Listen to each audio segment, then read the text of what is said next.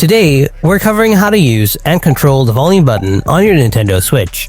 Whether you're playing in handheld mode, docked, or using headphones, if you're not getting the volume you want, or you're unsure how to adjust it properly, I'll walk you through exactly how it works. Let's get started. Volume button basics. On the top edge of your Nintendo Switch console, you'll see two small buttons marked with plus and minus. These are your volume up and volume down buttons.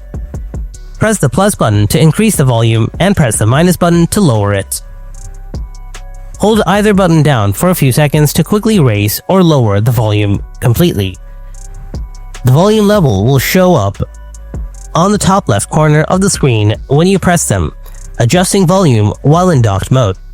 When your Switch is docked and connected to a TV, the volume buttons don't control TV sound.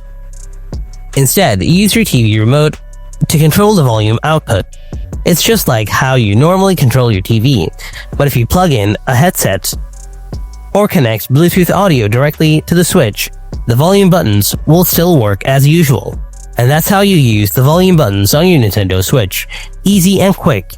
If this helps you understand the controls better, don't forget to hit that like button and subscribe for more beginner-friendly Nintendo tips.